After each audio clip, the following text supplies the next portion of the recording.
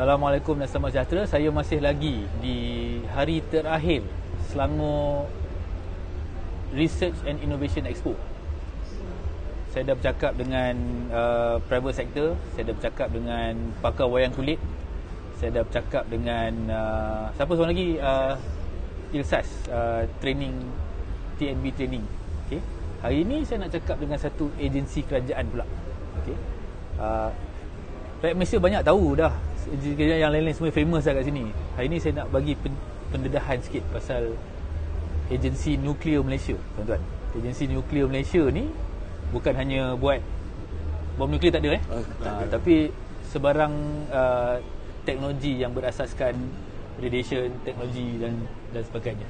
Okay? Kita akan go into the teknologi tu sikit. Tapi yang menarik semalam, kita sudah ada satu episod di mana kita bercakap dengan syarikat-syarikat SME lah, yang sekarang ni mengatakan bahawa R&D di Malaysia dah bagus. Banyak syarikat-syarikat, tengok di SRI sini pun pelbagai jenis inovasi yang berlaku, tapi masih lagi mempunyai masalah untuk menebusi pasaran. Bermaksud kita bercakap pasal commercialization lah, ya. Saya tahu agensi nuklear, you are not the one yang responsible untuk the whole ecosystem, tapi saya nak dapat lah, because agensi kerajaan ni memang selalu berjumpa sama sendiri.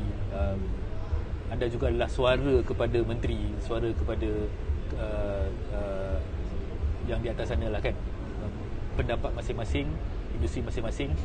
Jadi anda tahu sebenarnya apa yang boleh dibaiki, apa yang masalah dan apa yang baik. Mungkin kita semua ni tak tahu, dan mungkin kurang promosinya kan. Promosi keluar untuk produk-produk pun tak cukup, mungkin promosi kepada bisnes juga tak cukup untuk kita ketengahkan dan tahu di mana untuk mencari lubang-lubang untuk memastikan kita dapat menembusi suatu pasaran. Jadi bersama saya is Dr. Azhari dan juga Dr. Saiful, ya. Terima kasih kerana berada bersama saya hari ini.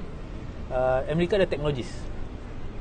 Mereka tahu tentang teknologi, mereka telah membangunkan teknologi dan mereka membantu sektor-sektor swasta dalam membangun teknologi, terutama dalam teknologi nuklear. Itu hebat ni teknologi ni, ya, dan bukan mudah untuk buat. Mungkin kita mulakan dengan Dr. Azhari dulu. Apa pendapat anda tentang isu ni? Okay, Assalamualaikum warahmatullahi wabarakatuh. Terima kasih Tuan Pengerusi Majlis lah. Okay, nama saya Dr. Azhari bin Rasulullah. Saya di bahagian teknologi perubatan Agensi Nuklear Malaysia. Medical, ya? Ya. Jadi saya minta maaf mula-mula ni lah, sebab suara saya selama dah 4 hari ni dah banyak hilang lah. Banyak sangat bercakap.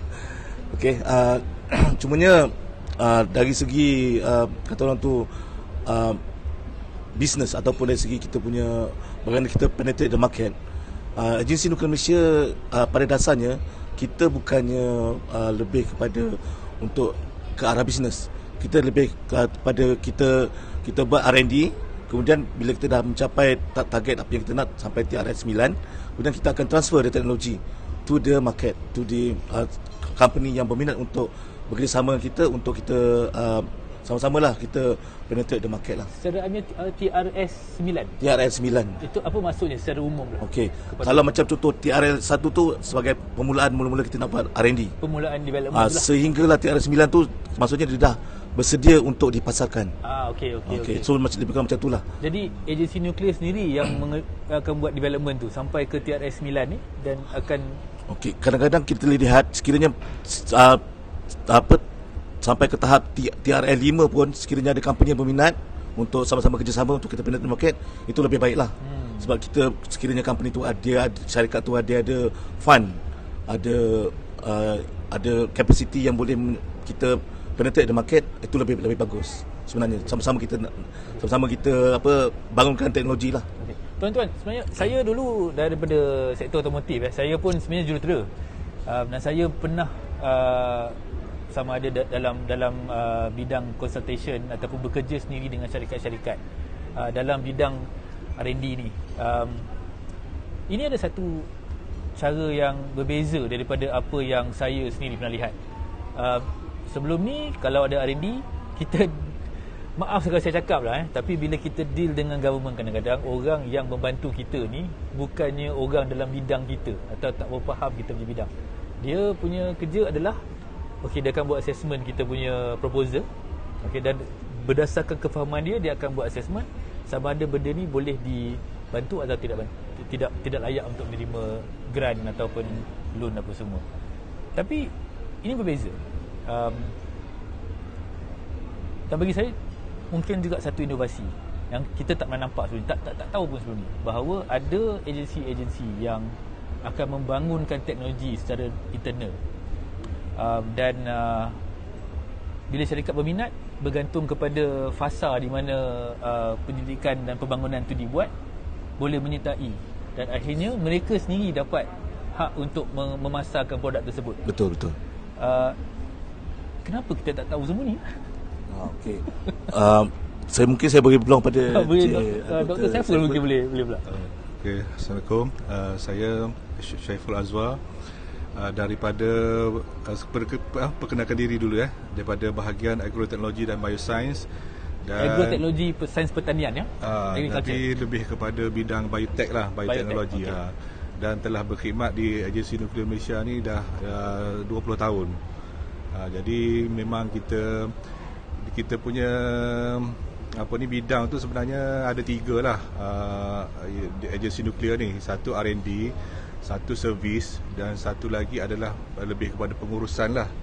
Jadi yang antara aktiviti utama tu yang R&D tu lah. Jadi R&D ni sebab kita start daripada macam tadi lah, TRS 1 sampai TRS 9 maknanya, dan bidang tu sebenarnya ada pelbagai di agensi nuklear ni. Almost semua bidang yang ada kat Malaysia ni kita adalah dekat nuklear Malaysia, cuma kita tambah nuklear teknologi lah dalam kita punya aplikasi tu, dalam R&D dan sebagainya. Jadi kita tambah. Sorry, soalan tadi macam mana? Soalan saya, kenapa kita tak tahu tentang tadi masyarakat kurang tahu kan? Kurang tahu pasal nak menggunakan agensi seperti Agensi Nuklear Malaysia yang dah bangunkan teknologi, kita cuma kena pasarkan saja. Sebenarnya macam teknologi tu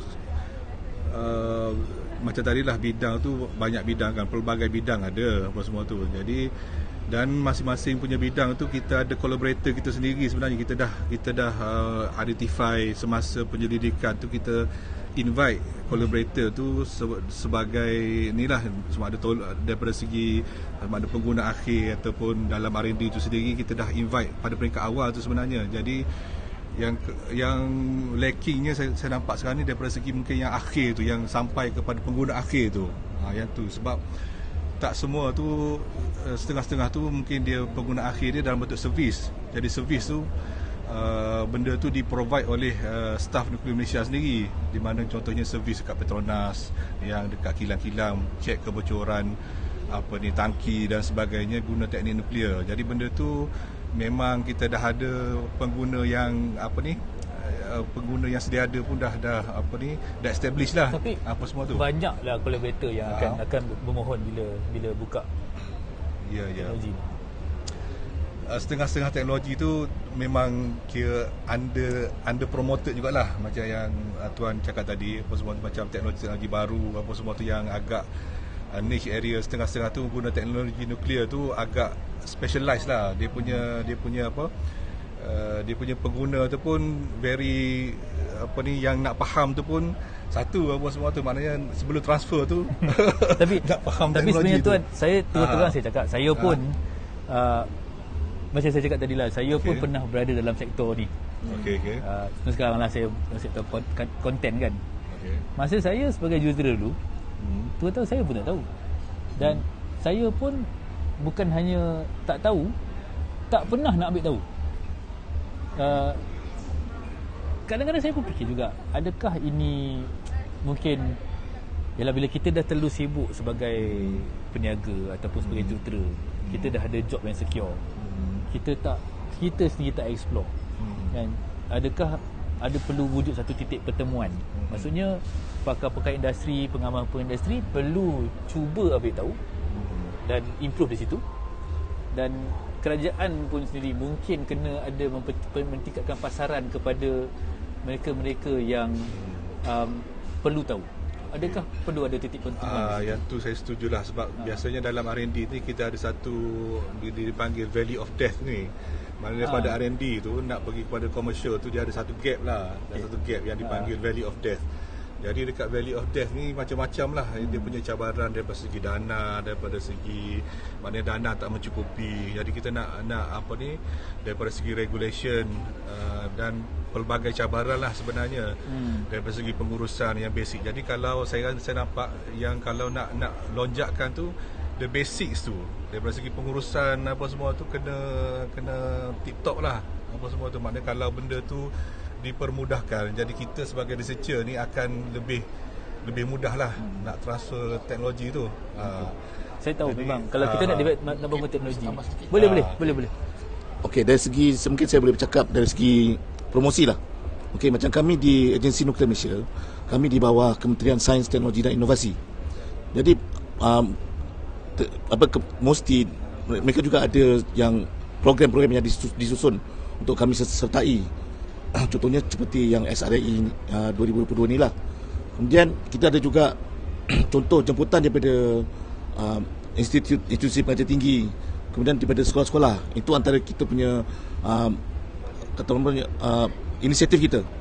Kita buat promosi sekolah-sekolah antaranya, kemudian kita buat promosi universiti-universiti, dan selepas itu kita adakan meja rundingan dengan pihak universiti antara produk-produk mereka dengan produk kita yang mana kita boleh collaborate ataupun dari segi expertise mereka dengan expertise kita boleh collaborate dan kita boleh cuba sama-sama untuk penetrate the market. Itu satu.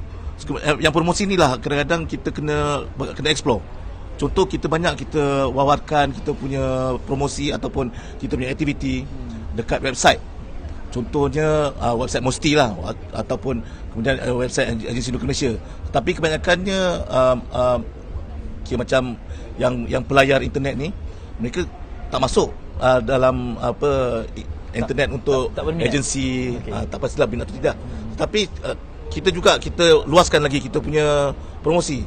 Kita masuk Facebook, kita buat konten untuk TikTok, ada juga kita buat untuk Instagram.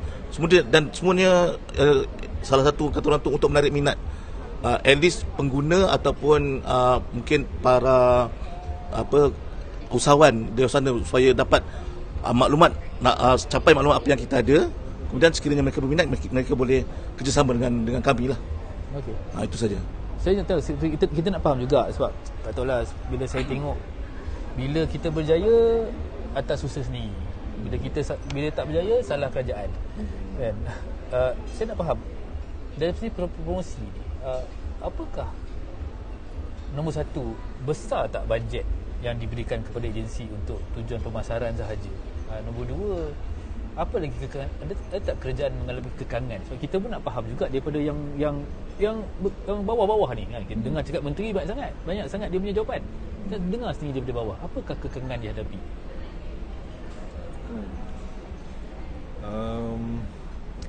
Kekangan tu macam mana? Agak kompleks juga kekangan tu sebab contohnya daripada segi dana sebab kita daripada masa ke semasa macam kerajaan improve dia punya requirement. Jadi from time to time dia upgrade dia punya syarat-syarat nak mohon dana tu sendiri. Contohnya sebelum ni kita kerjasama dalam negara dan dia tambah kerjasama dengan luar negara, that kind of thing. Itu antaranya lah. Lepas tu maknanya sebab mungkin kerajaan nak quality research yang lebih baik lah. Jadi dia letak syarat-syarat yang lebih ketat sikit lah apa semua tu. Okey, untuk pengetahuan semua lah, kalau kita tengok macam ni bajet baru diumumkan minggu lepas kan. Kalau tengok percentage daripada federal budget generally dibahagikan kepada OE, operational expense, ataupun perbelanjaan operasi. Ini untuk bayar gaji pekerja, bayar gaji bayar sewa bangunan apa semualah, dan juga ada percentage untuk development DE, development expense, perbelanjaan untuk pembangunan. Jadi bajet kalau tengok sebenarnya tak besar bajet DE ni. dari segi peratusannya kalau berbanding dengan OE, sebab kita punya untuk nak menjalankan kerajaan perbelanjaan besar untuk jam harian. Jadi agensi nuklear ni saya assume mendapatkan untuk nak buat yang tadi ini yang Dr. Saiful ni sebut sebagai core operasi lah. Sebab you are not orang marketing, you are bukan orang sales, you are orang yang membangun teknologi. Duit seharusnya diutamakan di sini.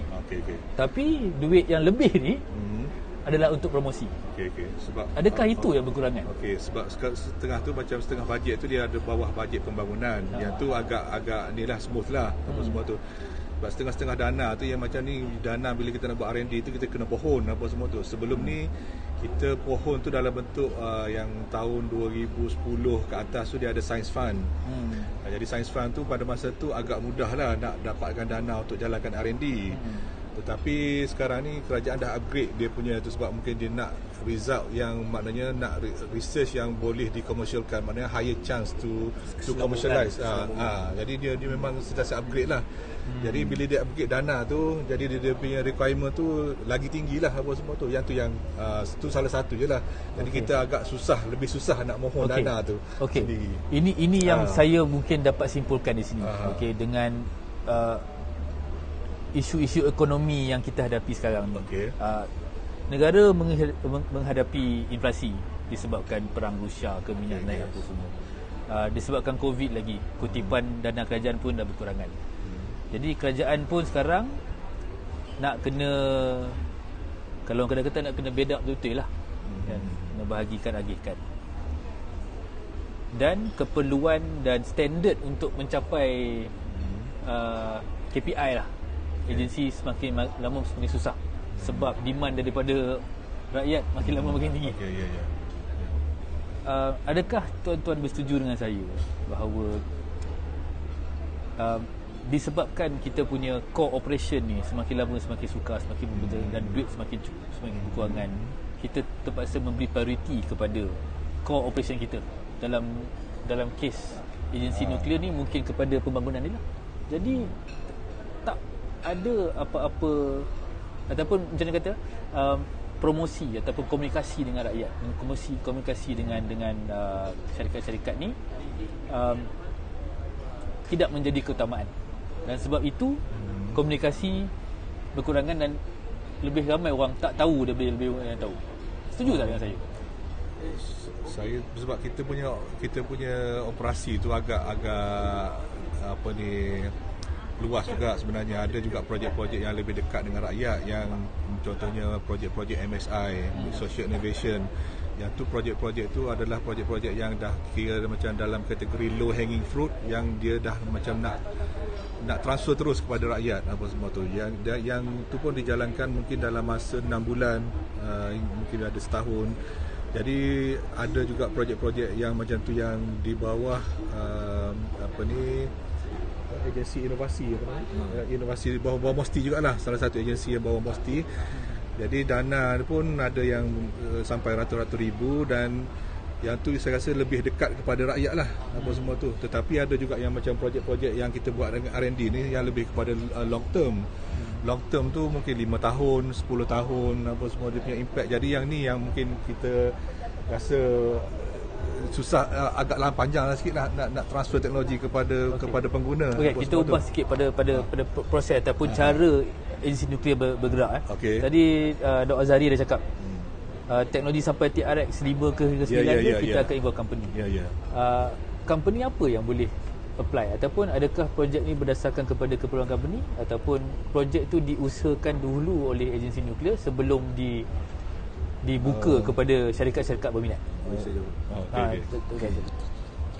Macam kami di bahagian teknologi perubatan, kami ada macam pergi bekerjasama dengan hospital, ataupun yang sekarang ni ialah di Institut Kanser Negara. Jadi kami akan biasanya bila kami bermesyuarat, kami akan bertanya apakah teknologi terkini yang mereka ada yang kita boleh collaborate, dan apakah contoh-contoh ialah bahan-bahan perubatan yang mereka perlukan. Contohnya biasanya mereka akan import kan. Jadi bila mereka import, bila masalahnya timbul bila PKP, barang tak boleh nak import, so kita terpaksa cuba untuk kita keluarkan secara in-house. So di sinilah peranan kami, di mana kami akan mengeluarkan contoh untuk teknologi nuklear ni, kami mengeluarkan bahan radiopharmaceutical untuk perubatan nuklear. Okey, di sini itu lebih kalau macam kami bila bekerjasama dengan IKN, Institut Kasih Negara, kami lebih kepada CSR, iaitu kita banyak memberi kita secara percuma untuk rakyat lah kata orang tu. Tetapi bila sampai satu tahap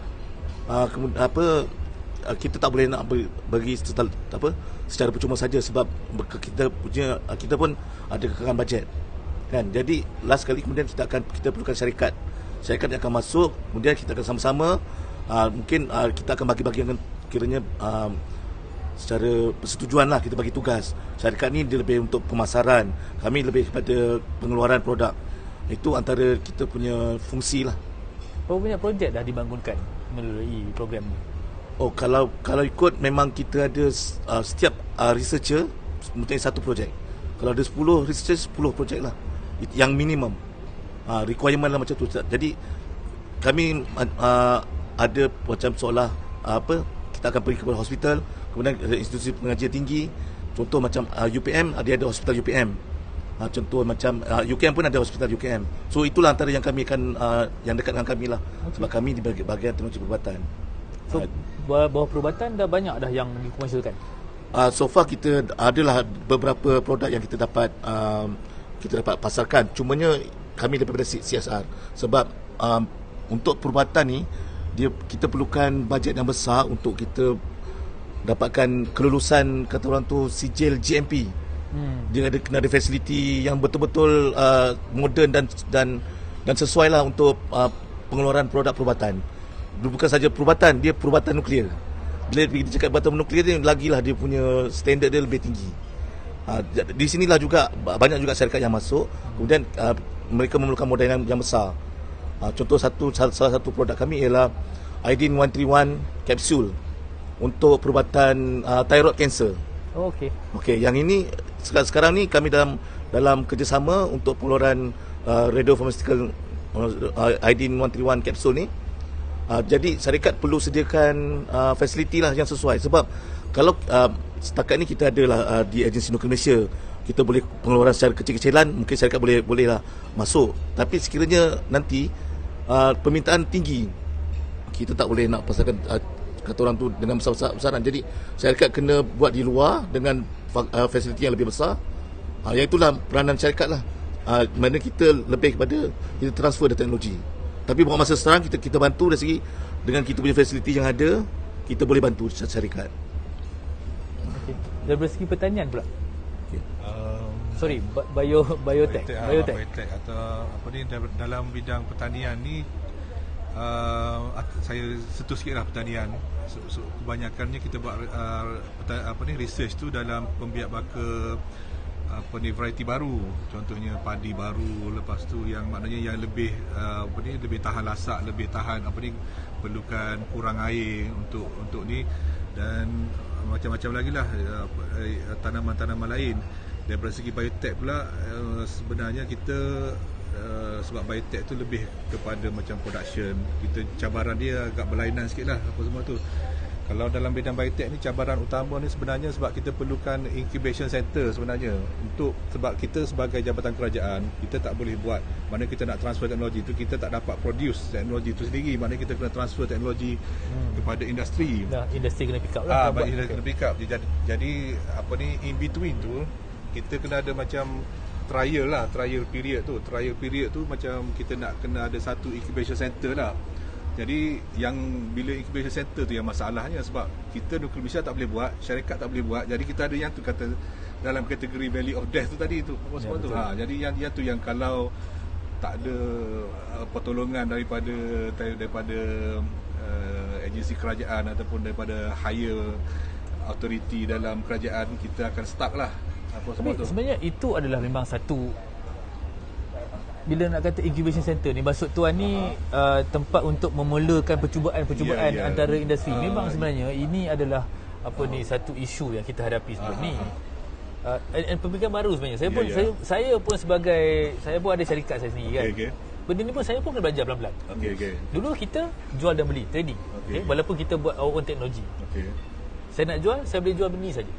Dan bila ada apa-apa aktiviti, mesti ada satu transaksi duit. That means you kena bayar saya untuk dan baru saya buat saya punya kerja. Okey. Tapi apa yang saya belajar adalah kadang-kadang ada banyak different business model. One is direct transaction lah. Money for service or money for product. At the same time juga ada model profit sharing. Di mana kat sinilah yang kena ada di incubation. And that's I think where from apa yang saya belajar lah kan, apa yang pengalaman saya sendiri, saya rasa mungkin lebih banyak syarikat-syarikat boleh eksperimen dengan cara-cara baru buat bisnes. Sebab kalau kita hanya berfikir terlalu komersial saja, dia tak ada buyer, dia problem. There may be common interest, tapi to start kena ada sharing. Kan? Adakah ini satu isu bagi itulah dia macam pada saya dia lebih kepada kena ada satu playground sikit lah. Sebab kita macam pada peringkat tu masih lagi pada peringkat trial apa semua tu kan. Jadi kalau macam universiti ni dia tak ada masalah sebab dia boleh set up dia punya syarikat dia sendiri apa semua tu. Sebab kita dekat agensi kerajaan yang full government tu, kita tak dapat nak set up kita punya tu sendiri. Jadi macam kita tak ada yang playground tu. Kita playground untuk macam untuk sandbox lonjak lah, sandbox. Sandbox untuk lonjakkan kepada industri tu. Jadi sebab industri belum ready. Jadi kita pun macam ada satu gap lah dekat situ between daripada research tu dengan industri tu. Kalau industri biotech lah, kita tengok daripada pengalaman saya sendirilah. Yang jadi kena ada satu macam kita ada masalah yang dekat incubation center lah, lebih kurang itulah. Alright. Kata-kata akhir daripada Dr. Azhari, apakah kita punya di sini saya rasa ialah kita tak bolehlah terlalu sugarcoat semua benda, kata semua okey. Dan kalau semua okey, tak adalah perbincangan ni. Tapi kita kena ambil positif bagi saya. Apa yang diperkatakan di sini, apa yang diperkatakan oleh episod-episod sebelum ni bukan untuk meletakkan menuding jari. Bukan not to assign the blame. But this is hopefully bagi saya lah, kenapa saya buat interview ni adalah input daripada semua untuk kita mencapai sesuatu yang lebih baik. Sebab kalau kita dengar apa yang orang bawah kita saya cakap kan, tak tengok yang on the ground. And on the ground bukan hanya orang kerajaan, also businesses, rakyat. These are all on the ground. We are the one yang implement. These are all feedback. Bagi saya inilah semangat yang kita buat daripada episod ni. Bukan untuk nak tembak orang, tapi nak meletakkan pandangan as feedback. Apa kata-kata akhir untuk ke depan? Kata-kata akhir lah bagi saya kan, macam kami di Agensi Nuklear Malaysia, kami di bawah Kementerian Sains, Teknologi dan Inovasi. Kemudian kalau ikutkan ada bermacam-macam program lah yang kami buat dan yang dianjurkan oleh MOSTI dan juga Agensi Nuklear Malaysia. Dan yang benda ni kita ada buat program reach out kepada masyarakat luar pun. Contohnya pada awal tahun kami ada pergi ke Kota Tinggi, Johor, di mana kita pergi kepada masyarakat kampung. Kita promote our product. Macam kami, macam saya hari itu pergi produk kita promote produk kesihatan dan juga produk IS21 iaitu beras. Itu ialah kata orang tu apa yang terbaru kan, kita punya teknologi pengeluaran beras hasil menggunakan teknologi nuklear. Yang ini kita maksudnya kita tunjukkan kepada masyarakat kampung.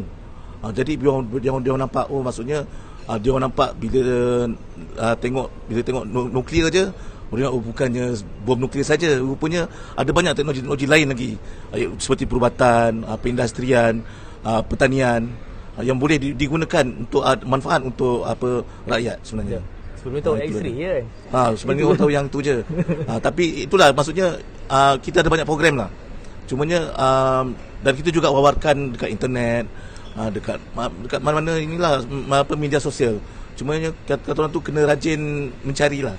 Jadi kita tahu kat mana. Biasanya aktiviti tu kita ada dalam masa 1 tahun ada perancangan kat mana dekat mana mungkin rakyat Malaysia boleh tengok, boleh servis ni kat mana tempat boleh, yang mana berdekatan dengan tempat mereka boleh tengok dan mereka boleh tahu sendiri apa kita punya latest teknologi yang kita ada yang boleh kita tawarkan. Itulah. Jadi itulah setakat ini kata-kata akhir. Terima kasih. Saiful? Saya hanya nak highlightkan sikit tentang apa ni, perlunya ada macam continuous improvement lah daripada segi pengurusan. Saya rasa pengurusan tu supaya R&D ni dapat dijalankan dengan lebih efisien lah apa semua tu. Jadi kalau ada continuous improvement daripada segi pengurusan tu sendiri, maknanya daripada segi dana, daripada segi apa ni, maknanya yang bahagian pemudah cara tu dipermudahkan. Jadi kita bahagian R&D pun lebih dapat menjalankan aktiviti dengan lebih efisien lah. Saya rasa yang itulah saya rasa mungkin nak highlightkan, yang benda tu patutnya dijalankan di semua peringkat sebenarnya. Di semua peringkat, maknanya di peringkat kementerian, di peringkat jabatan dan di peringkat sekolah-sekolah apa semua, supaya benda tu lebih smooth lah daripada dan knowledge ni dapat maknanya dapat ditransfer kepada industri dengan lebih baik lah. Yang tu saja.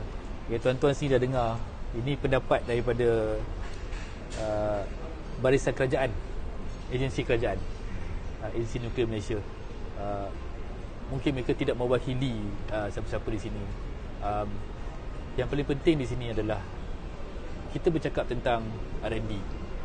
R&D ni adalah sesuatu bagi saya lah, benda yang sukar, yang kompleks, dan kalau kita tunggu benda tu berlaku, dia tak akan berlaku.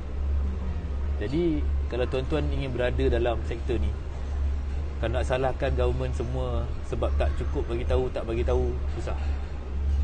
Mereka juga ada kekangan, dah ada informasi tu, tuan-tuan kena perlu cari. Yang satu benda yang penting bagi saya lah. Ini conclusion saya lah. Jangan sahaja tengok episod ni, tengok juga episod yang sebelum ni, di mana saya menunjukkan pandangan-pandangan berbeza mengenai isu-isu bagaimana kita nak mencapai menembusi pasaran.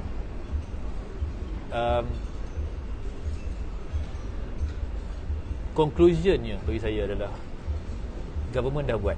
Government not perfect. No government is perfect. Okay? Programnya ada. Kita sebagai syarikat-syarikat yang berinovasi juga perlu mengambil langkah untuk mencari. Okey. Ada direktori kerajaan kalau kita tengok di, tak silap saya, di KKMM dia ada semua direktori untuk semua agensi kerajaan di bawah semua kementerian. Kalau nak tengok di bawah MOSTI saja, agensi nuklear di bawah MOSTI, di website MOSTI pun ada semua agensi. Dan nuklear ni ada agensi seperti SIRIN, tak salah saya, di MOSTI. Ya, di bawah MOSTI. Agensi-agensi lain. Ada agensi lain. Ya, SIRIN dulu bawah MOSTI, now dia bawah MITI kan. Banyak lagi agensi yang bekerja sama dengan agensi nuklear untuk membawa inovasi yang tuan-tuan nak capai. Teknologi telah dibangunkan di sini. Jumpa mereka, tanya, bagaimana saya boleh bermanfaat daripada teknologi ni. Okay? Dia bukan pilih calon-calon orang. Dia kena pilih orang yang boleh handle teknologi ni. Sebab ini teknologi nuklear. Tapi peluangnya ada, tuan. Inovasi kerajaan sentiasa, bagi saya di sinilah saya nampak pembaruan, benda yang saya tak pernah nampak sebelum ni.